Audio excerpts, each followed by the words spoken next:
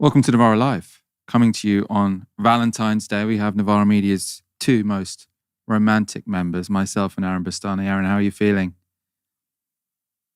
Is he there? Have I been stood up? I've been stood up on Valentine's Day. Oh my God.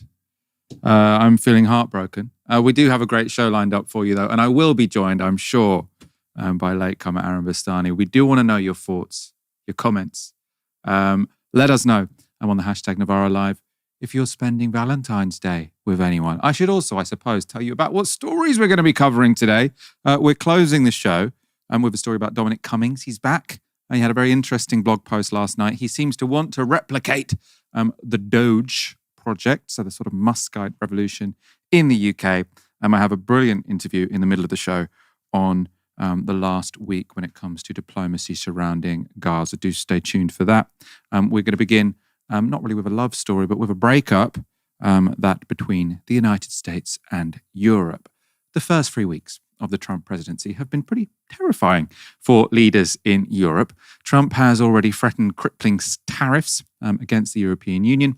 He's gone over the heads of European powers and Volodymyr Zelensky to start negotiations with Vladimir Putin over the future of Ukraine. And today, he sent his Vice President, J.D. Vance, to a security conference in Munich to try to teach the bloc some hard truths. The threat that I worry the most about vis-a-vis Europe is not Russia, it's not China, it's not any other external actor.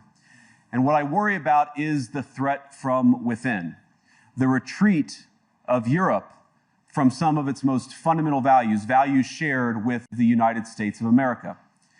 Now, I was struck that a former European commissioner went on television recently and sounded delighted that the Romanian government had just annulled an entire election.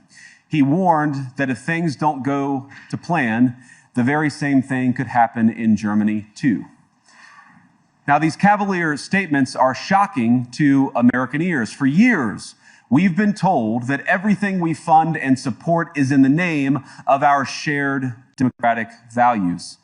Everything from our Ukraine policy to digital censorship is billed as a defense of democracy. But when we see European courts canceling elections and senior officials threatening to cancel others, we ought to ask whether we're holding ourselves to an appropriately high standard. And I say ourselves because I fundamentally believe that we are on the same team. We must do more than talk about democratic values, we must live them. Now, it might seem a little obnoxious or a little strange even for a man to talk about living democratic values when he won't admit that his boss actually lost the 2020 election. You know, the peaceful transfer of power is one of the key features of a democracy so that we don't constantly fall into civil war. Vance might, however, have a bit of a point with respect to the Romania question. So in December last year, Romanian courts cancelled an election at the last minute after judging a far-right candidate had benefited from a Russian-backed social media influence campaign. So that doesn't sound particularly democratic. I can see why Vance might have brought that up. He also railed against the European Commission for criminalising hate speech and the UK for banning religious protests outside abortion clinics, something I'm very much in favour of. I don't think you should put pressure on people when they're going to get medical treatment. This might all sound like an unusual thing for a leader to be discussing at a security conference, though. Why is he talking about elections, free speech, etc., when you'd expect them to be talking about military defences? Well, Vance, in his speech, did reiterate Trump's demand that Europe spend more on its own security. But his whole speech really was, the whole 20 minutes of it, focused on what he called the threat from within. And I believe deeply that there is no security if you are afraid of the voices, the opinions, and the conscience that guide your very own people. Europe faces many challenges, but the crisis this continent faces right now, the crisis I believe we all face together, is one of our own making. If you're running in fear of your own voters, there is nothing America can do for you. Nor, for that matter, is there anything that you can do for the American people who elected me and elected President Trump.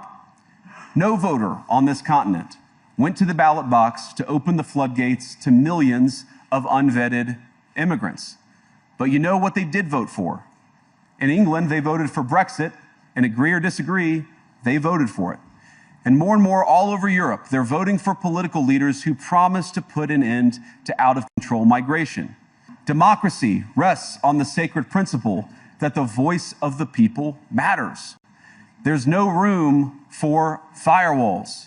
You either uphold the principle or you don't.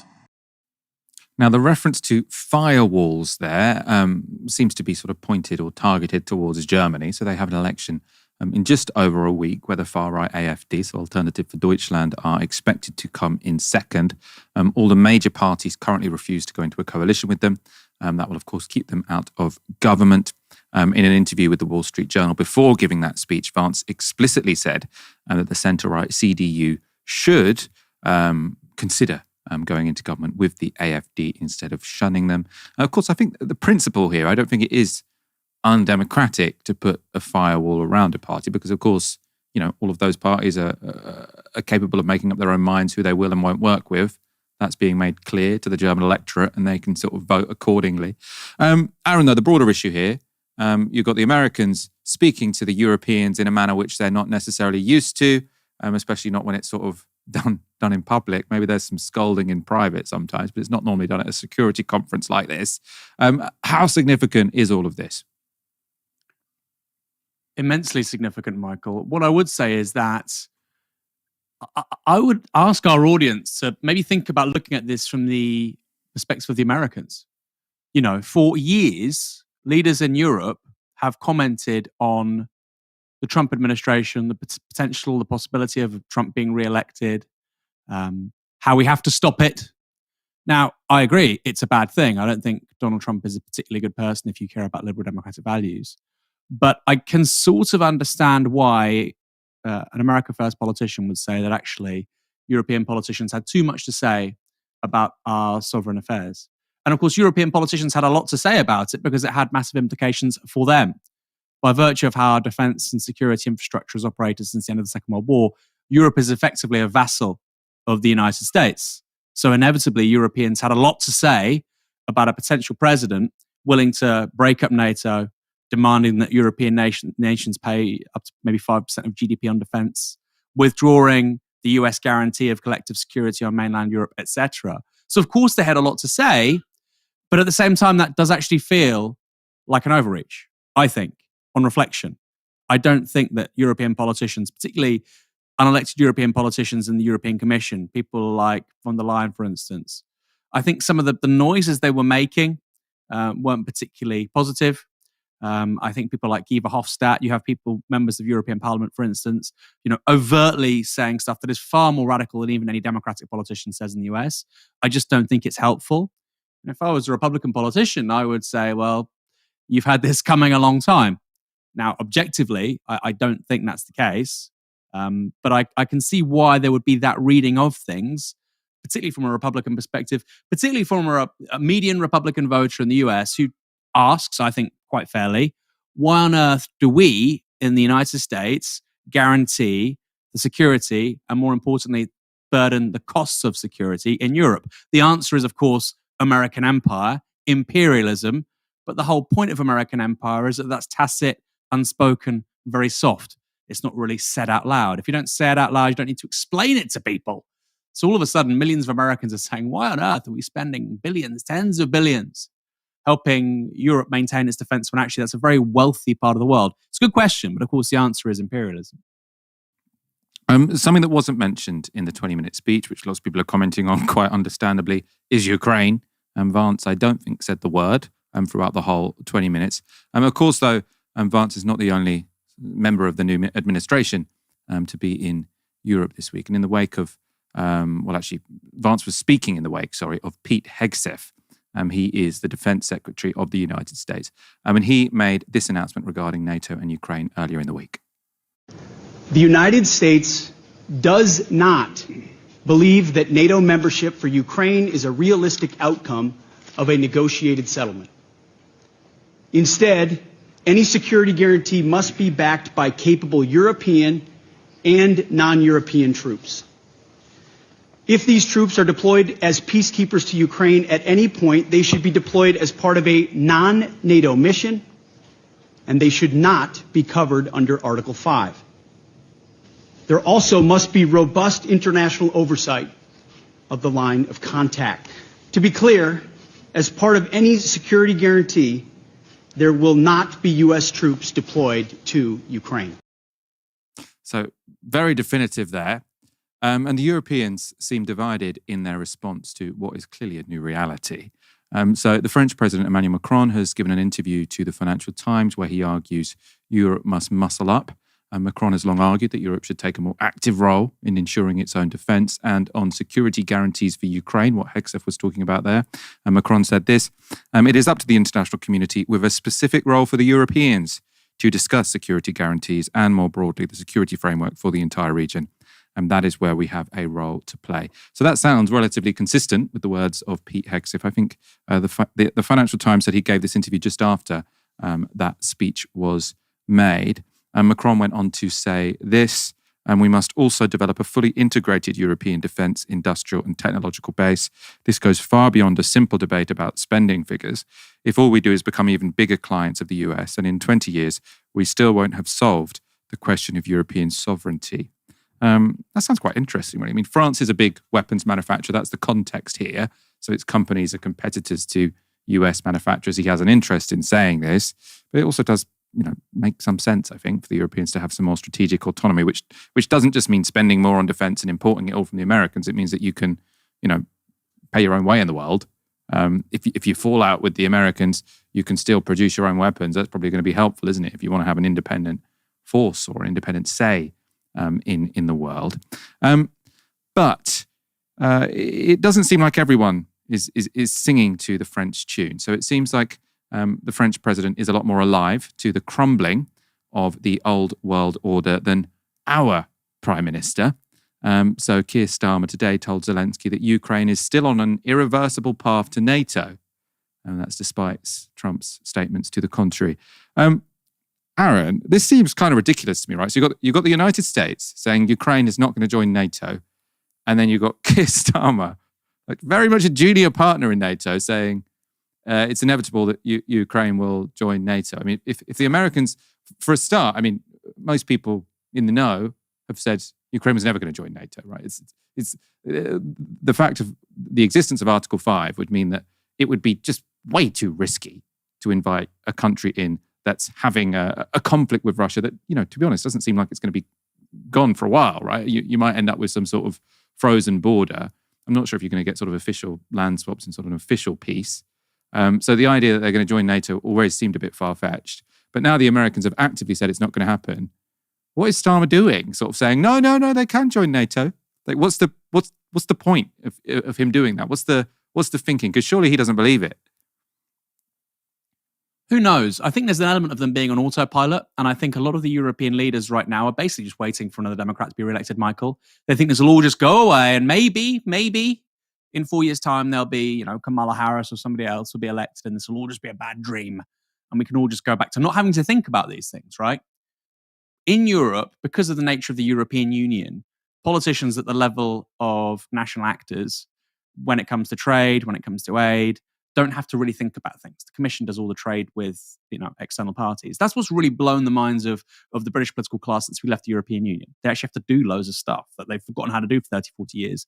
Because of NATO, Europe has really forgotten how to do lots of this stuff, big time, especially since the end of the Cold War. So even though, of course, America with NATO, Article 5, underpinned the collective security and defense kind of autonomy of Europe, really up until 1990, European armies were still very large, very well funded. Then, of course, you get the peace dividend after the end of the Cold War, the collapse of the Soviet Union. And frankly, that is a moment from which the European countries are yet to kind of, I think, re-emerge from militarily, geopolitically, whatever. So I think there's a part of people like Starmer, John Healey, but that actually goes to other people too, in other countries, who think, well, hopefully this will all just go away.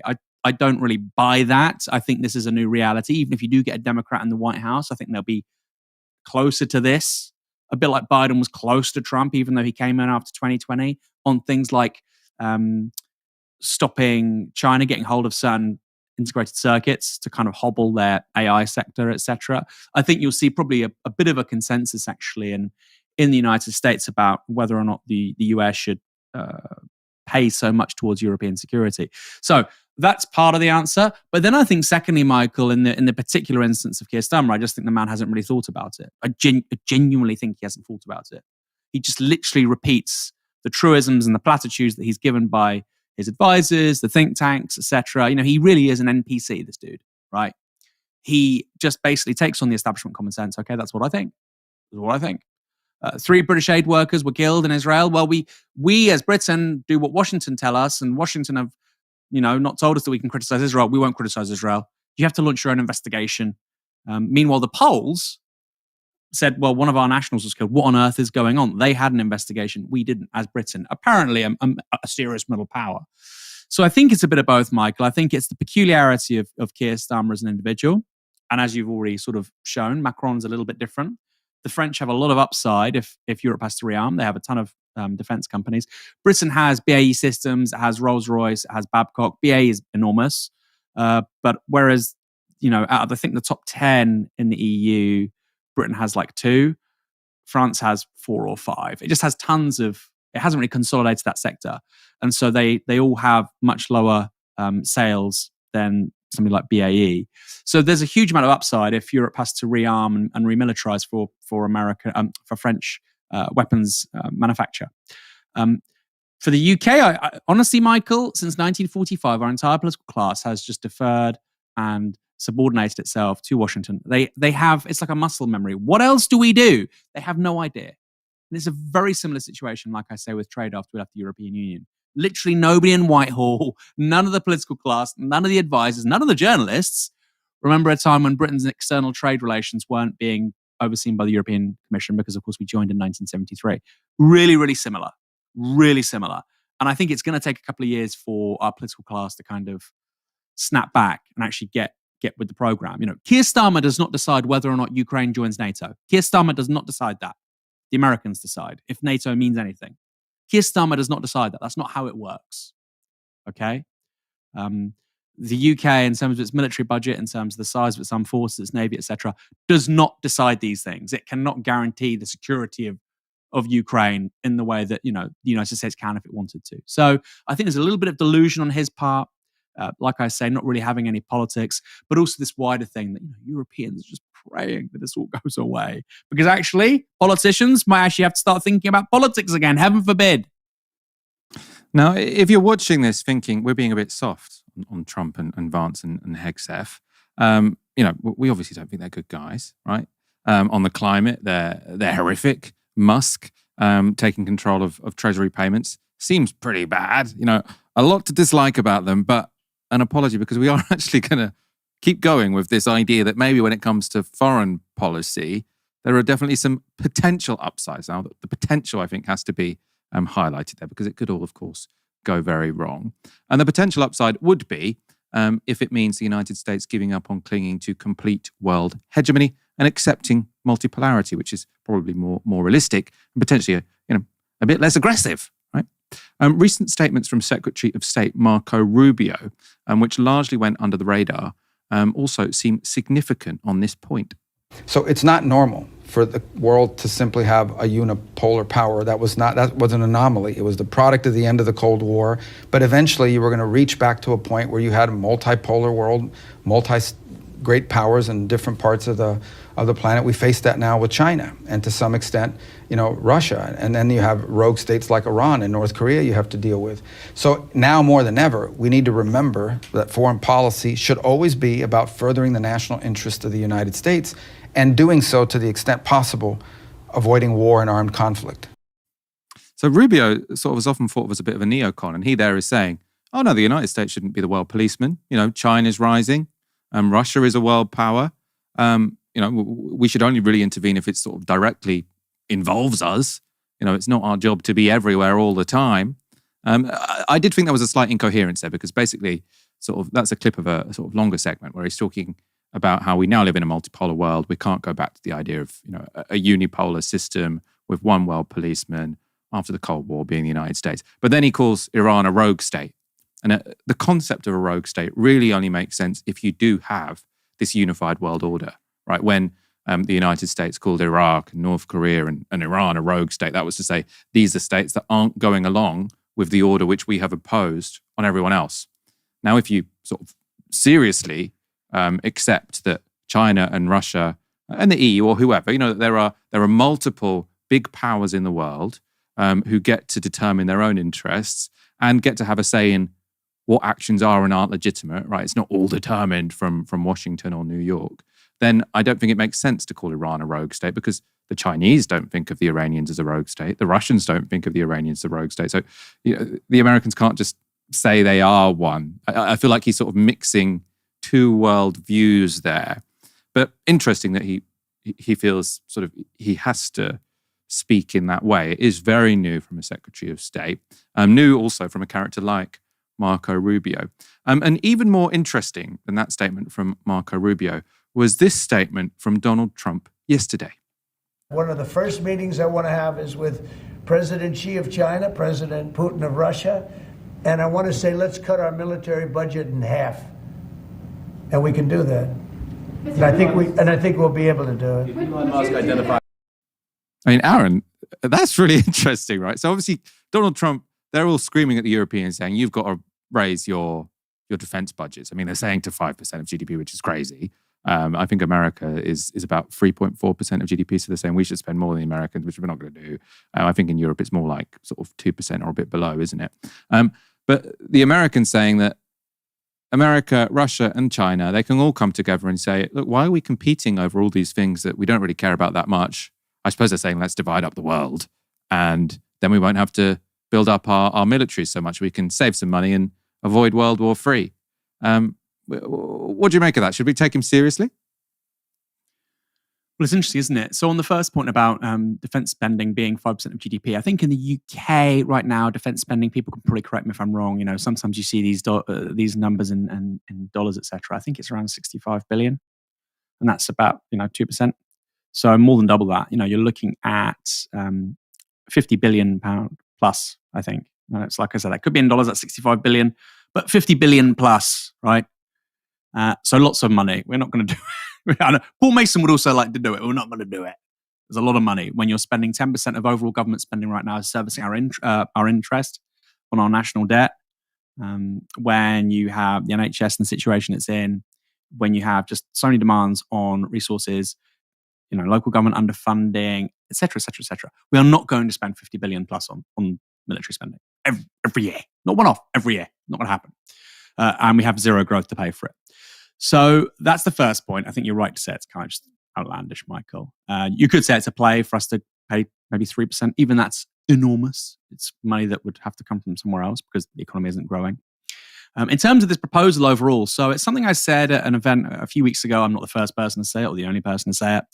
But Trump's sort of view of the world as this tripartite, tripolar world of three apex predators. You kind of insinuated that in a thing you said a moment ago. The United States, China, Russia. Russia has Eurasia. China has East Asia. The United States has the Western Hemisphere. Hence, Trump wants splendid isolation from Europe, but he also wants the Panama Canal and Greenland and to mess with Canada. Hence, he's kind of selling out Taiwan a little bit because that's China's sphere of influence. Hence, he doesn't really want to guarantee the security of Ukraine because that's Russia's sphere of influence. Eurasia, the Eurasian landmass, that's Russia. So it's a coherent and comprehensible worldview. The idea that you would then, as a result of that, say, let's agree to reduce military spending. Really interesting, Michael, because of course the Chinese have been ramping up military spending. Right now, China is building a new headquarters for its armed forces, which is 10 times the size of the Pentagon. 10 times the size.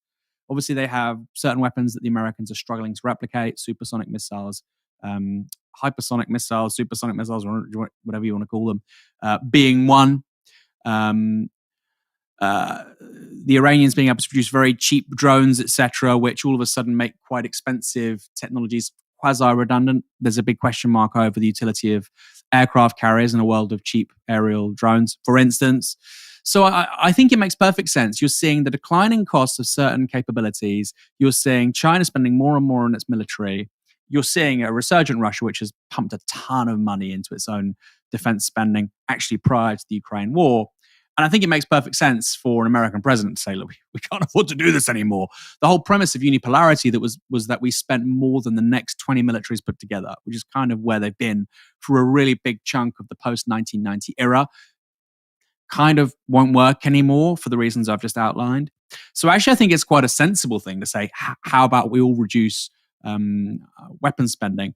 That might suit the Chinese as well, right? Because they've got constraints on their budget.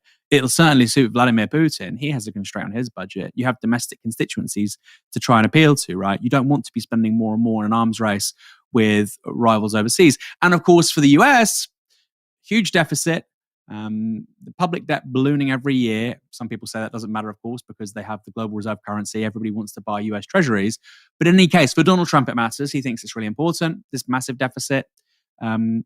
And actually cutting military spending would be a great way of dealing with that too, right? So all the incentives line up. And I think for all the parties, the problem is that that's coming alongside this offer of, let's agree to reduce military spending, but this part of the world is yours. That part of the world is yours. And if you're Taiwanese or South Korean or Japanese, and all of a sudden you're basically hearing that East Asia is China's backyard, you're probably worried, right? Or if you're France, the UK, Italy, Germany, and he's basically saying, look, if Russia wants to come after you, not my problem, you're probably worried. But like I say, if you look at its own internal logic, I think it makes sense, particularly because of the financial constraints now on the US government. Massive financial constraints. The deficits in peacetime that Biden was running, and before him, Trump as well, enormous. They can't go on forever. And Trump probably would prefer to cut some of this military spending than things that actually his own voters kind of like, right? People don't talk about it, but for instance, access to various healthcare programs or food stamps or whatever. So I think it does make sense. The big question, of course, is whether China or Russia want to play along. For the Chinese, there are actually maybe incentives to carry on in a way, because they can afford the costs of ramping up military spending in a way that the Americans can't. Like I say, they're presently building this Pentagon of their own, 10 times the size of the Pentagon. So who knows? I think certainly for the Russians, it makes sense. And the idea that you can just dismiss this as stupid idiocy, I don't think that's right.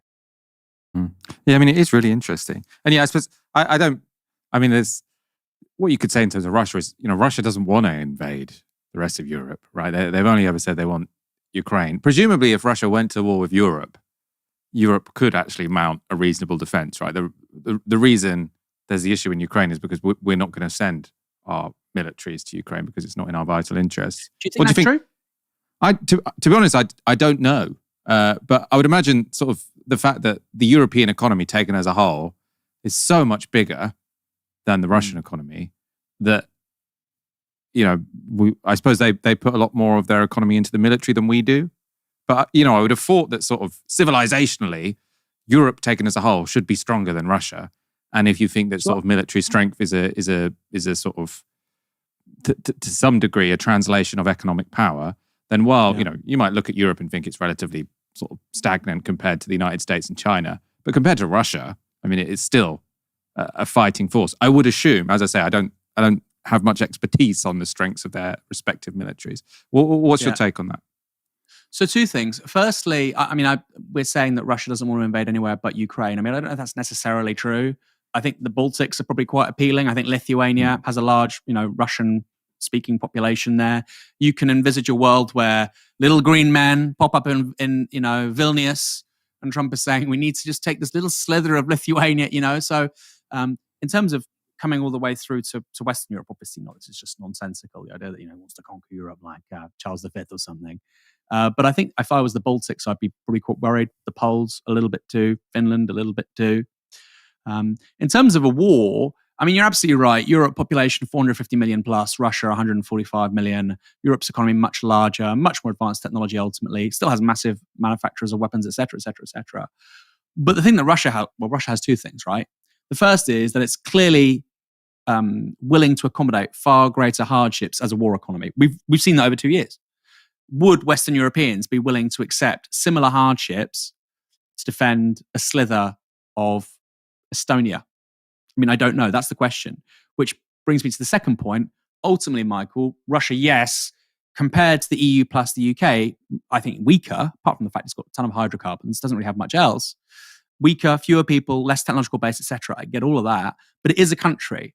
And I think the problem with Europe is, are young men in Spain, Italy, Britain, France, even Germany, willing to die for the sovereignty of Lithuania and Estonia? I don't know. I mean, we made that call in 1939. They were for Poland or for Belgium in 1914. I mean, that's the big question.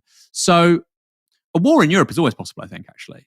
I know we're a bit different on this, and people might think I'm sort of a pessimist, you're an optimist. But if something's happened loads of times in the past, I suspect it'll happen in the future as well. But I would say that the big difference between Russia and Europe is that Russia is ultimately unified and it has really significant centralized political authority, and its people are willing to embrace and accept a level of hardship. Not that there aren't dissidents, etc. I'm not suggesting there aren't, but clearly we've had 2 years of this. They're willing to, endure certain hardships that I think Western European electorates probably wouldn't. Actually, maybe you disagree. No, I mean, I think that sounds smart. I mean, especially, I suppose once you clarify that you're not talking about Europe as a whole, you're talking about the edges of Europe, the eastern edges of Europe. Obviously, NATO still exists. So you would need a sort of, no one is really suggesting at this point that sort of NATO is going to collapse. What the Americans are saying is that anything beyond NATO, not our issue. Yeah, right. Very important. Whereas to say that, yeah. the Ukraine question was always this sort of borderland issue where it wasn't in NATO, but it had been given all this sort of encouragement and sort of informal assurances, so that it was vague as to whether or not it needed our defense. But I think the Americans are saying, if you're in NATO, of course, NATO still exists. But if you're outside of NATO, unless it's in our vital national interests, we're not getting involved anymore. Which might not be, unless you're Israel, of course. But if you're not Israel and if you're not in NATO, you might have to look out for yourself a little bit more. Let's go to Israel, to Gaza. It's been a dramatic week in terms of diplomacy surrounding the situation in Gaza. In a meeting with the King of Jordan, we heard Trump continue to push for his long-term vision of an ethnically cleansed Gaza Strip. And in the more sort of immediate time, we witnessed the possible breakdown of the Gaza ceasefire deal. It was agreed just 3 weeks ago, but on Monday this week, it seemed under threat when Hamas complained that the Israelis were not sticking to their side of the bargain and said they would postpone releasing hostages until Israel complied. And then on Tuesday, Netanyahu raised the stakes by suggesting he would begin bombing Gaza on Saturday, if hostages were not released, or of course restart bombing on Gaza. But after negotiations in Cairo on Wednesday, and by Thursday it was announced the deal was back on track and that there will in fact be an exchange of captives this weekend. The ceasefire has held. So what should we make of this sequence of events? Did Hamas's gambit force Israel to begin complying with the deal in a way they hadn't been before? Or was it Hamas that ultimately folded under the threat of Netanyahu's sort of saying that he would begin bombing again? And more importantly, of course, what does this all mean for the people of Gaza? Well, earlier today, I spoke to Mohammed Shahada. He's a Gazan analyst, writer, and visiting fellow at the European Council on Foreign Relations. And I began by asking for his reflections on the week. Well, it's a strong sense of déjà vu. The average Gazan has lived through at least 15 Israeli military assaults in Gaza, military operations or killing sprees, about 4 or 5 wars and 2 major ground invasions. And after each one of those wars ended, it ended with an agreement between Israel and Hamas to lift or substantially ease the blockade. As soon as the agreement is signed, Israel's position is that once the ceasefire is there, nobody's going to care for the details. You can do whatever you want. I think that position was articulated by Ehud Barak, Israel's defense minister, in 2008, Operation Cast Lead. And it's happening now again. So Israel signs an agreement finally with Netanyahu's own signature, because that's something Hamas insisted on, that it should not be anybody except Netanyahu, to make sure it'll go through and will be sort of binding. And as soon as it's signed, Netanyahu literally bans his government and ministers and spokespeople from using the word deal or agreement or ceasefire. He only refers to it as the outline. And he makes explicit, as soon as he signs this, that this is non-binding. You can do whatever you want. So in Philadelphia, for example, there was supposed to be a clause on gradual Israeli withdrawal from that corridor between Rafah and Egypt. None of that happened. There was supposed to be immediate entry of 200,000 tents, 60,000 caravans. If you remember Biden's speech from May 31st last year, he said that as soon as the ceasefire is signed, quote, there will be hundreds of thousands of housing units going in immediately. None of them, zero, none of them were allowed. So that's basically the picture. Israel violates the agreement in every sense of the word, and then goes on a killing spree in the ceasefire itself. They killed close to 100 Gazan civilians in Rafah, in Jabalia, in Shijaya, all throughout the Gaza Strip. So it's a repetition of what Israel has been doing for years. It's just maddening to see the entire world just looking the other way and pretending something else other than reality. And in terms of, I suppose, specifically what we've seen this week, so Hamas said that they would not be releasing further hostages until Israel did more to keep to the ceasefire agreement. They've now said that they will be releasing hostages on Saturday. Does that mean that Israel have compromised to some degree? Have there been sort of real commitments or actions which suggest that Israel is more willing to keep to the letter of the ceasefire agreement than it was, say, at the start of the week? There were some signs of a compromise. So, for example, on the night before Hamas announced resuming the ceasefire, Israel allowed into Gaza 800 trucks. That is 200 trucks more than the daily average that is stipulated in the ceasefire agreement. And that is to retroactively make for shortages, because up until Hamas's announcement, Israel had only allowed into Gaza 70% of the amount of trucks that were supposed to go in, and 30% of the amount of fuel that was supposed to go into Gaza. So that was taken as a sign of improvement. There were assurances given by the mediators, Qatar and Egypt, that caravans will start going into Gaza, as well as tents and other temporary housing arrangements. And we saw a video, I think, of about 7 caravans that went in for the Red Crescent that was to be used for a field hospital. But the day after, when the ceasefire was resumed and Hamas made the announcement, Netanyahu violated again immediately on the spot. You saw a footage of literally dozens and dozens, an endless queue of trucks, bulldozers, and trucks carrying caravans waiting at the Rafah border crossing. And Netanyahu explicitly saying, none of them will be allowed into Gaza through Rafah, zero. So it's insane how this keeps going through the same repetitive cycle. And I know you have family in Gaza. You're from Gaza. Could you talk about the situation there at the moment? I mean, obviously, a couple of weeks ago, we were reporting on people sort of going back to their homes, often from the south to the north. We know that a vast proportion of homes in Gaza have been destroyed or damaged. What is the latest on people, I suppose, trying to rebuild their lives? And I suppose, did a threat of bombing resuming on the weekend disrupt that to some degree? Yeah, absolutely. There's, first of all, the immense fear that this is going to be resumed again. At the same time, the quiet allows people more mental range and capacity to process everything that they've been through. What does it actually mean to have lost your entire family and your home? So the pain and anguish began with the ceasefire to be incredibly and significantly amplified, and not the other way around. There's the other dimension. As you said, a lot of family members and friends went back to their neighborhoods. They didn't only, it's not only that they didn't find their homes, they didn't find the entire neighborhood. They cannot locate where their homes used to be. The entire area is gone. I even have a friend who's been to Gaza recently, came out about a week ago, and he said that he went through an international organization. He said basically that there is a thick stench that is enveloping the entirety of Gaza, and that stench is everywhere. And it's a stench of decomposing dead bodies as well as gunpowder. You can smell the gunpowder in the air everywhere because of the insane level of bombardment that was inflicted on Gaza. He said it looked 100% like the Darfur genocide of 2003. That there are thousands of bodies out there. You can smell the body. You can't get it out. There's no way to get it out under the rubble. And at the other side, like, there were some improvements in terms of food, access to food. So that was slightly, but not sufficiently improved. At the same time, no place to be, basically. So I keep getting phone calls and messages from friends and families trying to beg for help. If I know somebody whose home was not destroyed that they can go and stay with. Basically, people say that I miss having a wall that I can lean back against. There are no walls left. You're just like in a tent permanently. That friend that went to Gaza, he toured around both north and south. He said Rafah is no more. Jabalia is no more.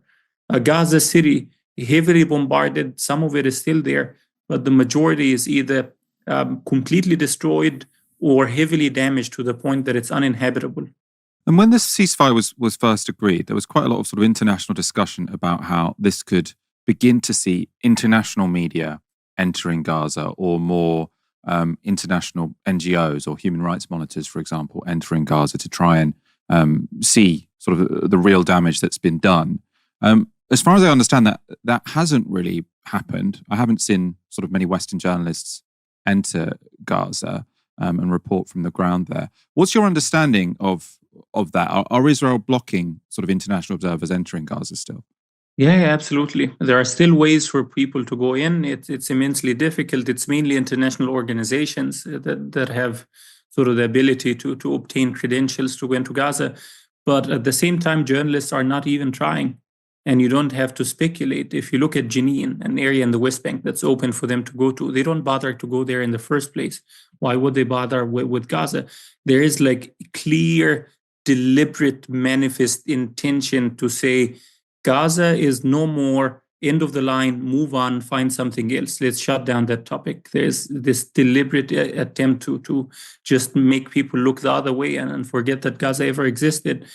The other thing is when the ceasefire, the temporary one in November 2023 was implemented, the one that lasted for a week, there were some international delegations that made it into Gaza. For example, the Qatari state minister at the time, Lulu Al-Khater, she's now the education minister, she insisted on going to Gaza with Qatari charity, and she managed to go in. She toured Rafah and visited people and talked to people on the ground. You don't see people even trying to do that anymore. Is the sense that Western governments and officials just don't want to in the first place. Plus, what the Western media have been discussing at length are Donald Trump's statements about moving out the entire population of Gaza, or I suppose ethnically cleansing the population of Gaza. I want to read a quote from a tweet of yours this week that I thought was really interesting. You said, "Gazans are not cattle to be herded from one ground to another and be ethnically cleansed," which is obviously the Trump and Netanyahu plan.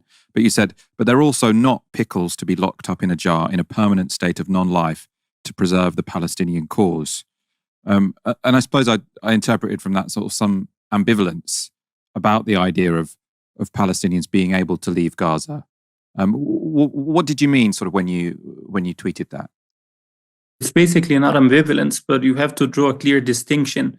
People in Gaza should have the right to go in and out. That is mainly what the Israeli blockade was about in the first place, locking people up in a permanent state of non-life, in a toxic cage from birth to death. So they have the right to go in. They have the right to go back in again. The problem with what Trump is proposing is depopulating the entirety of Gaza without the possibility of ever going back again. So two things: complete ethnic cleansing, never go back.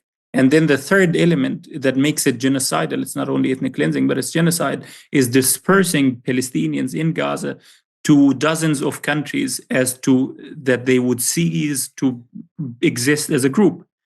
If you assimilate them into, let's say, 24 countries where they become citizens of these countries, they are no longer able to exist as a Palestinian group anymore. So it is a destruction of a group in whole or in part. The definition of a genocide, if you couple it with Israel creating conditions that would render the existence of the group impossible, a perfect genocidal scenario. There's no getting around it. But on the other side, what I was trying to say, even before this genocide, even before the war started, there was a need for many Gazans to go in as long as they can go back again, as long as they have that option. So to go out of Gaza, for example, for medical treatment, you had a lot of cancer patients, a lot of people that were wounded from previous Israeli military assaults. For example, the Gaza Great March of Return, there were 30,000 people that were wounded in it, even more. A lot of them need reconstructive surgery periodically, consistently over a decade. So that needs a sort of constant medical attention. And those people are in need of getting out to get that care as long as they can go back in again. There's also, before this genocide started, Gaza had a surplus of teachers, up to 50,000 teachers. There was a similar surplus of nurses and other professions because the market is saturated and because Israel's blockade destroyed, decimated, collapsed the economy. The ideal scenario would be for Israel's illegal, criminal, draconian blockade to be lifted. But as long as it's not, as long as countries are unwilling, you can help some Gazans, not not all of them, but you can help some to get jobs outside and use the remittances that they would send back to their families to build an economy, similar to Lebanon. The majority of Lebanon's population lives outside of Lebanon. I think it's about 15 million that live outside of it. And the remittances are the thing that is uplifting the economy as a temporary mechanism until Israel's sort of sabotage of Lebanon's economy, Israel's sort of draconian provocations, as well as the international community's sort of implicit sanctions are lifted, and Lebanon is able to function again.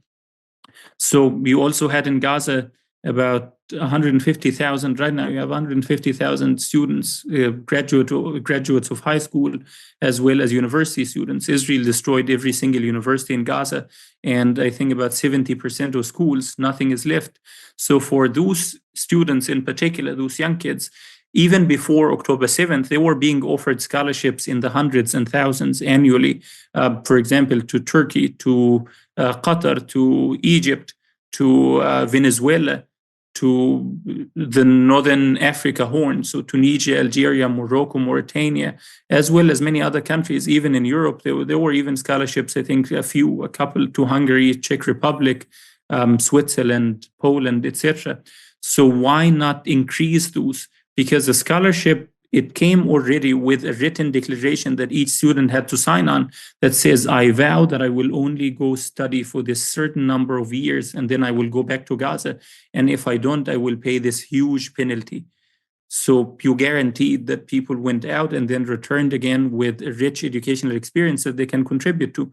So that can be something similar. If you look, for example, at Trump's eyes, they immediately lit ablaze as soon as Jordan King said, I will take in 2,000 Gazan children that have cancer or terminal illnesses or wounds from the war. He was in love with it immediately. So if you try to propose similar ideas that would genuinely help Gaza without ethnically cleansing it, and with a clear framework that those people that leave will be able to return again, you might be able to sort of distract from Trump's catastrophic, insane idea of just sort of destroying the place to the ground and starting from scratch.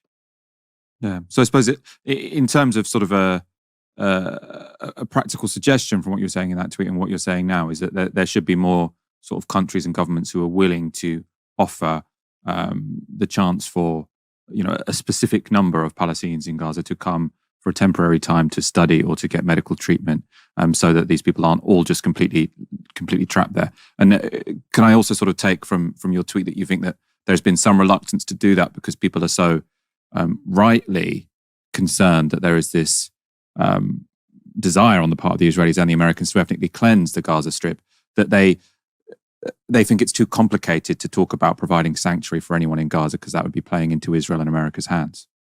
Yep. It's not only concern, they know it for sure. So Israel's idea of emptying out Gaza, it wasn't born with this genocide. It's been out there since the Nakba. As soon as Israel kicked the majority of Palestinians from the majority of historic Palestine into the West Bank and Gaza and beyond, they tried to kick people further out from Gaza itself into Egypt and Jordan. So if you look back at the record, in 1948, I think about 200,000 Palestinians went to Gaza, tripling the population there, or more than tripling the population. And the population ever since has been 2/3 refugees. So basically, as soon as that happens, a lot of those Palestinians try to go back into their homes when the war was done, when the war was over. They tried to go, for example, to pick fruit from their farms because their villages were only a couple of kilometers away from Gaza. The villages that now Israeli kibbutzim stand on that were attacked on October 7th. And some were trying to go out to reunite with their families or to find sanctuary in the West Bank or in other areas. As soon as that happens, Israel creates a unit in the IDF that was known as the Unit 101 under Ariel Sharon, that is tasked with inflicting immediate brutal violence against what they termed as infiltrators and terrorists, or fidaiyin at the time, mukharribin, they called it, like sabotage. So basically, that unit, it begins to inflict one massacre after the other. It was called the reprisal attacks. So for example, in 1953, they did a massacre in the Burej refugee camp. They've focused on refugee camps in particular in Gaza to terrorize people there so that they would flee to Egypt. As in addition to those massacres, Israel signed what is called the Armistice Agreement with Egypt that took away further 200 square kilometers from Gaza's area. So the Gaza Strip after 48, it was about 536 kilometers, if I remember correctly, or 565 kilometers. So Israel took away 200 kilometers in that armistice deal that was signed with Egypt to prevent the infiltrations, as they called it, so that it would be a buffer zone. Gaza became what it is today, about 360 square kilometers in area. Even then, Israel was pressuring Egypt, along with the United States, to relocate actively refugees in Gaza into the Sinai Peninsula. So in 1953, they managed to get an agreement between Egypt and UNRWA, ironically, Israel's main target now. And the United States offered to pay $30 million, the equivalent today of $355 million, to relocate 12,000 refugees into Egypt. The plan was agreed upon by Egypt and UNRWA, the United States, Israel's tacit approval, and Israel started launching these massacres simultaneously to scare people so they would agree to it. Gazans refused. They demonstrated, took to the street. The Egyptian governor in Gaza, the military governor, he had to flee to Sinai, and from Al Arish, a city in Sinai, he declared the death of that plan in 1955. The year after, as soon as that plan dies, Israel invades Gaza, occupies it for 4 months, destroys vital infrastructure, commits another number of massacres, the Khan Yunis massacre, where they killed, I think, a few hundred people, including people whose children later on became top Hamas and Islamic Jihad leader. So Abdulaziz al-Rantisi, he's a survivor of the Khan Yunis massacre. He saw his own uncle getting butchered, lined up against the wall and shot. Ziad al-Nakhala, the head of the Palestinian Islamic Jihad, he saw his own father getting shot when he was 3. And he said the voice of his mother screaming in terror never left his head since he was 3. So after that massacre, Israel continues to expel Palestinians in Gaza. The occupation, Israel was forced to end it 4 months later by the United States. They keep the reprisal attacks on Gaza to push people out. When they occupied it in 1967, they tried again. Over and over again, it sent, I think, about 38,000 Gazans to flee to Egypt or forcibly evicted to Egypt during the war and its immediate aftermath. Israel tries a sort of multifaceted strategy of a carrot and a stick. The carrot, at some point, they set up in Gaza what they called as immigration centers. You go there, you sign up, you get a passport, a handsome amount of money, and a ticket to Canada or to Latin America or to Europe or to the United States. Only 200 families lived that way, 200. So it was a failure. Israel paid for it from their own pockets. They paid $500,000 to get them out. It didn't work. They tried another thing to destroy the refugee camps. They destroyed, I think, if my memory is correct, it was in the tens of thousands of homes, to open up roads for military activities. That was the pretext, but the actual concern was destroying the camps to begin with. They offered people in the camps land zones that they can build new buildings on, cities and towns, so that they move out of the refugee camps. And they continued to exile people from Gaza into Egypt. Ariel Sharon, who committed the Burej massacre, became the commander of the Southern Command in the IDF, in charge of Gaza and the Negev area. And Gazans called him the bulldozer and the butcher for 2 reasons: committing massacres nonstop, like in the Khan Yunis massacre or the Burej massacre, as well as destroying homes to drive people out. It didn't work either. It pushed a substantial portion of Gaza's population to leave, but the population didn't die. They recovered 10 years later, returned to what the levels were before the 6-day war. Israel tried it again in the 80s, in the 90s. In 2004, you had Giora Island, the chief of Israel's National Security Council.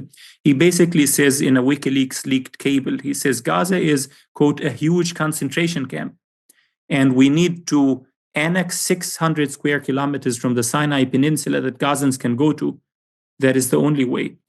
In 2019, the idea is still on Israel's agenda. That is basically the core essence of the blockade, is what Moshe Dayan, when he was Israel's defense minister, he talked about in 1967.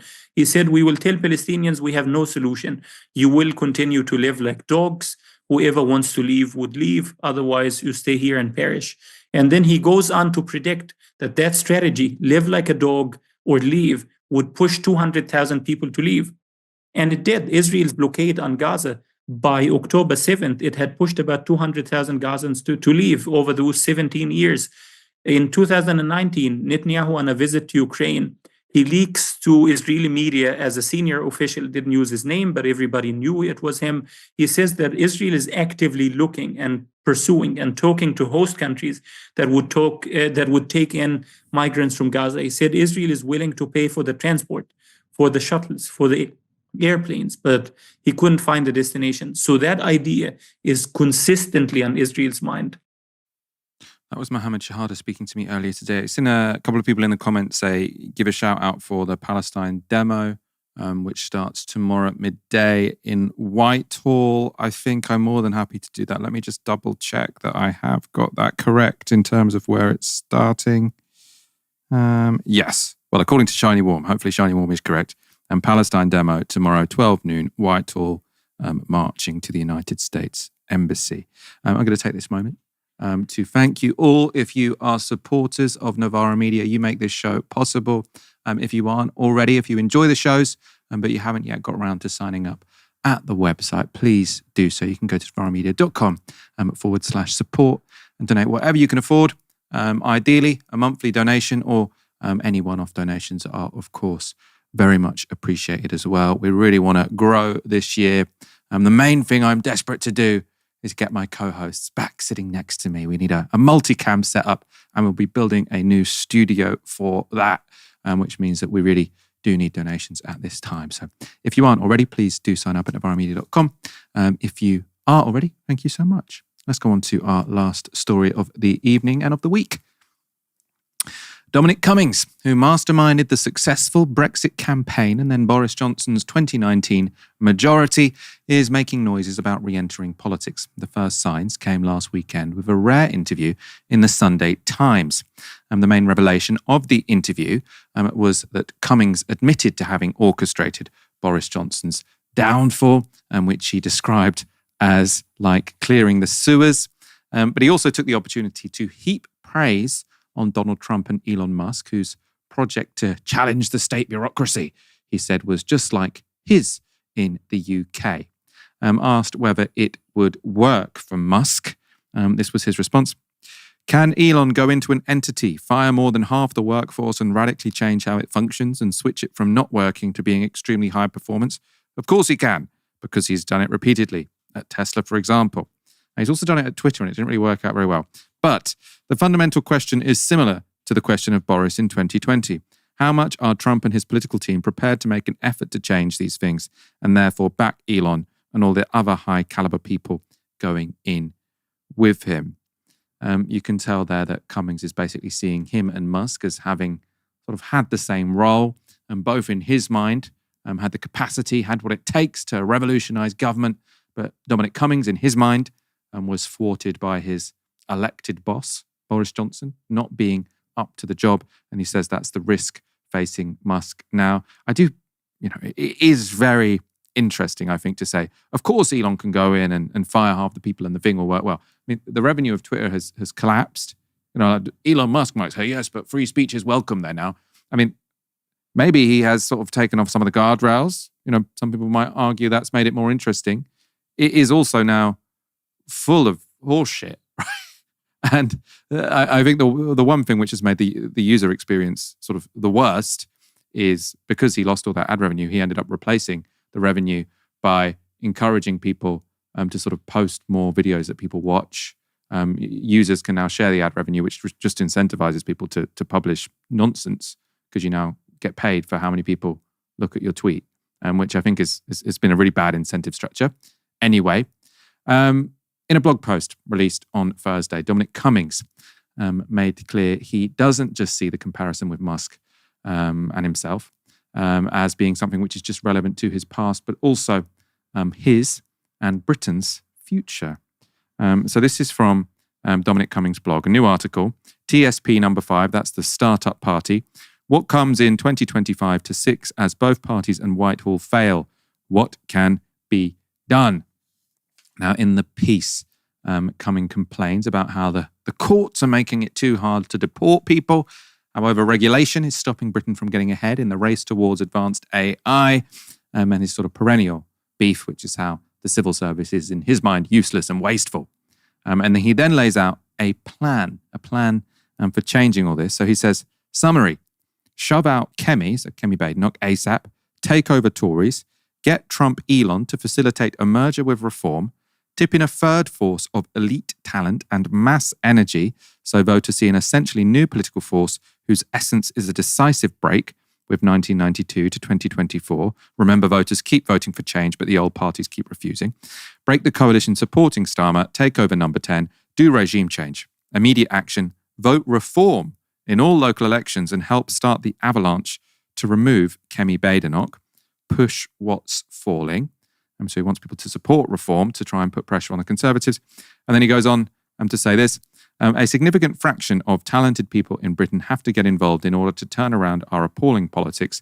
This will probably only happen by 2029 if those two parties, so that's Tories and Reform, combine and a significant third force from the country joins and improves them, then persuades people to defect from Labour.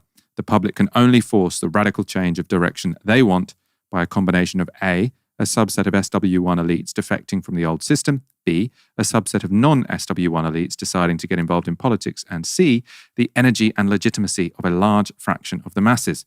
The critical element here is B. Their actions can motivate and change A and C. So B there being non-Westminster sort of elites or talented people deciding to get involved in politics.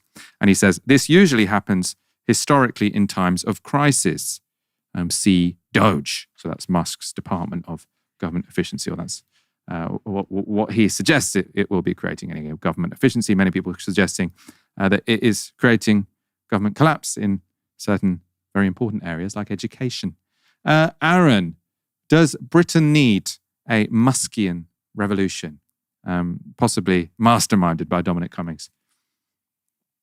Talk about main character syndrome. There's that great line from the 1848 revolution about, I think, Louis Philippe, where they said, there go my people, I must follow them.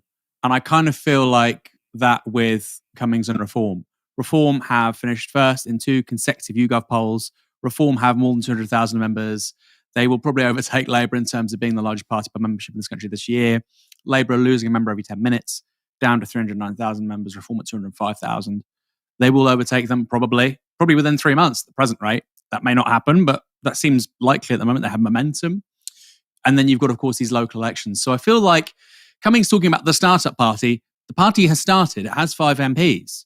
It has more than 200,000 members. I do feel like it's a guy that just wants to be really relevant. That doesn't mean he is irrelevant. I mean, he clearly would be part of a broader coalition of influencers, individuals, politicians, interests that could replace the Tory party with Reform. But he is not in control of Reform. And I think it's kind of like, main character syndrome. He's not in charge of Reform. Nigel Farage is in charge of Reform. It is a business. You know, this is why people like Ben Habib are leaving, because it's not a democratic organization. So the idea that it's somehow going to be... Isn't that in part his point, though? Because, I mean, he's seeing... Well, I mean, he says he doesn't actually want to be directly involved in politics. He wants to facilitate other people. But this third force, which he's talking about, is, you know, by his own sort of admission, not part of Reform. And he's sort of seeing this as what Elon Musk did, which obviously Elon Musk wasn't behind Donald Trump's success. Donald Trump got elected in 2016 without Elon Musk's support. But he's saying Elon Musk sort of saw this, in his mind, Elon Musk saw this opportunity to revolutionize the American government and sort of joined forces with a populist and provided the brains behind the sort of deep state part of the revolution to make it work. And Cummings sees himself playing a similar role. And I suppose, sort of to go further with the analogy, you could say that, you know, Donald Trump in 2016 was the populist without the, you know, high talent individuals that Dominic Cummings is talking about. And he's suggesting that, you know, the reason why this Trump administration might be genuinely revolutionary is because it's got the populist leader who can speak to the masses, plus these high talent individuals that Cummings is keen on, which is Musk and his people. And so Cummings is looking at the UK and saying, okay, well, our Trump is clearly Farage, but what it is lacking, the Reform Party, the Reform movement, is the sort of technocratic, well, I suppose he doesn't like technocracy, but sort of high talent individuals to go in and make it work. So I'm not sure if sort of the fact that reform got successful without Cummings is an argument against what he's putting forward. That's a complete misreading of the United States as well. For instance, Trump's trade policy is based upon the thinking of a guy called Peter Novara, who's written a book, who's an academic about this stuff. He's been talking about tariffs for a really long time. This idea, the idea that, Musk is the reason why now that, Trump 2.0 has clearly a much more attuned, sophisticated understanding of state power, has a really coherent policy agenda. That is not because of Elon Musk. Elon Musk is very helpful in giving him what, $270 million US, keeping him high on the agenda. With DOGE, I'm sure he'll be quite effective. Yes, he's obviously very good at cutting costs. Look at X, right? I think it now breaks even. But the idea that, the difference between Trump in 2016 and 2024 is Elon Musk is just not accurate. And I personally think that Dominic Cummings is a very interesting man. I'd love to interview him. And I don't think he's stupid, right? I'm not one of these people on the left that thinks he's stupid. I think he's very smart. But I also think he's clearly a narcissist, clearly. Look, if I'd got somebody into number 10, I'd probably be a narcissist too. If I'd won Brexit, I'd probably be a narcissist too. But the point is, I don't buy the argument who's not interested in power. He clearly would love to be in government again. He clearly would like to put right what went wrong first time round. Reform and the people around it are not his people, Mike. You have to bear in mind, this is really important. In 2016, there were effectively 2 Leave campaigns. And Dominic Cummings said that people like Farage, Tice, Aaron Banks were kind of fuckwits. And they were a bit too common for him. And actually, there were literally 2 distinctive Leave campaigns because they disagreed on a ton of stuff. So this idea that, Dominic Cummings will come on the back of a white horse and he'll, help them, I don't think that's quite true. And also, my experience and what I've seen of people around reform right now is that there are loads of talented people. I mean, this is really hard for the left to acknowledge and understand. There are loads of talented people in that world now. Loads. There's a reason why they're just getting 200. People with policy chops. I mean, I saw on not policy, them posting this week that the first sort of concrete policy I'd seen was to say that all electricity pylons are going to have to go underground. We're going to start taxing solar farms. Basically, every single point in their 4 bullet points was going to make electricity more expensive. No, and it's like, this doesn't actually sound like these are particularly, like, they can, obviously Farage can speak to people, right? He's a very competent politician. But it seems to me that, if they do have a genuine project for taking over the state, they are going to need some people with a bit more ideas about sort of what they actually want to change. Yes. I mean, the election's 4 years away. They've got 5 MPs. For a party of 5 MPs, I think they've got a reasonably well-established infrastructure in terms of policy. You're right, they're going to create a lot more. Clearly, their big Achilles heel is they have, the quality control in regards to candidates.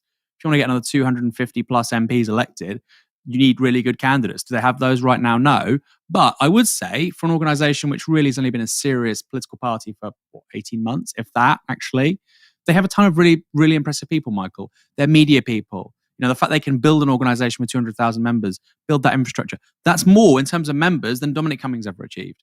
So I do think there's a little bit of narcissism here. You look at Zia Yusuf, the chairman of Reform. He's made loads of money. He made more money than Dominic Cummings. So again, I think Dominic Cummings psychologically is used to being on the right. He's used to being with conservatives, fucking useless people. That's probably what he would think, right? People who can't do anything, morons, coasters, people in a legacy political organisation, and I'm going to have to take the bull by the horns and sort this thing out. That isn't what Reform is. Reform has loads of people like that. High energy, I want to take this somewhere. Loads of people. I meet young people, 18, 19, I'm joining Reform. 20 years ago, they would have joined the Tory party because they're ambitious young people. They want to go somewhere. So I don't really read that. Yes, I think he could have significant impact in terms of the sort of policy agenda. Yes, there's a big vacuum there. And I think you're right. That's really where Reform are weak. But the idea that he will be like Elon Musk is just like, it's silly. Elon Musk brought the money. He brought specific knowledge in terms of cutting costs in a business. Dominic Cummings is a campaigner. He wins campaigns. The one time he didn't, do the thing which was about campaigning, which was administering the state with Boris Johnson, it was a complete catastrophe. So if you want to win a campaign, I think Dominic Cummings clearly a very credible, smart guy. Go for it. Northern Assembly, stop that in the early 21st century. Brexit, wins with Boris Johnson, totally get it. But the idea that Dominic Cummings will be your guy in terms of overhauling the British state, I don't know, Michael. And again, I think Reform, think bigger here, right? They want to replace the Conservative Party. They're going to get some really serious, impressive people saying, I want to be a part of that. They're going to get and this is, again, it's quite scary is not necessarily the right word. It could be scary, but it's going to be if it succeeds, and it's a long way away from succeeding. They've only got 5 MPs right now, but we're talking about them being first in the polls and whatnot. They will get ex-military people saying, I want to do this fundamental change to the military. I think we'll start hearing really massive policies. Like, I think they'll scrap. I think they'll. You heard it here first. I think they will literally scrap the idea of asylum. I think they will literally scrap the idea of asylum. Not asylum targets. Zero asylum. Zero. There will be no asylum. You can't come here and claim asylum. If you want, maybe it'll be at the behest of the Home Secretary. Maybe there would have to be some acts of Parliament. Okay, we will allow 100,000 people from Ukraine or something. But the idea of standardized asylum laws, they will get rid of them. That's something I think they'll do. So if they were in government, which, like I say, is a long way away. So this, I think it's really wishful thinking on his part. I think he loves to be part of something. I feel that he's probably feeling a bit left out. And I'm sure he will have some role to play in reform, because it's going to be this convergence of the right post-Tory party if it wins. But I don't think he's going to have the role that he seems to be giving himself right now. The startup party. Like I say, it started. It's a bit Walter Mitty-esque for me, Michael. Maybe I'm wrong, but that's how it seems. I mean, obviously the big difference that you've highlighted there between Elon Musk and Dominic Cummings is Elon Musk, however idiotic he seems, when he speaks, however reckless his sort of actions as part of DOGE seem, however sort of crypto-fascist his politics seem, the man has credentials, right? He started some of the most successful and innovative companies in the world, and he is the world's richest man, right? That's Dominic Cummings ran 2 successful campaigns and has a blog. So I agree. He's an interesting guy, but he can't. Obviously, if you are the world's richest man, you kind of have I don't want to say a right, because you don't have it's not a right in law, or it's not a moral right to say I should be involved, but you can. It's quite easy to muscle your way into the top of any political project when you're the world's richest man, right? It's going to be easier for Nigel Farage to say fuck off to Dominic Cummings than it was for Trump to say fuck off to Elon Musk. Yeah, I think, can I just say quickly, Michael, there's an element of cosplay going on, and I get it, right? It must be very alluring to want to pretend you're the richest dude in the world, playing at the highest level of politics. He's not doing that. Like you said, it's a guy with a blog. I'd also say it's not just Musk, right, Michael? It's a whole subset of Silicon Valley. Peter Thiel is another one. Loads of other people like that. Mark Andreessen are really involved in this project. So it's a cohort, it's a fragment of the capitalist class of the United States, which is going with Musk. It's not just Elon Musk as like some sui generis personality. And again, is Dominic Cummings part of a broader cohort of really powerful, influential people, loads of money, real track record of building stuff? No, he's just a dude, like you say, with a blog. Very different. Well, a blog and who's had, 2 very successful campaigns. Let's wrap up there. Aaron, thank you so much for keeping me company on Valentine's night. You weren't there for my intro, but you're here for my outro at least. Well, I still love you, Michael. Oh, I needed to hear that.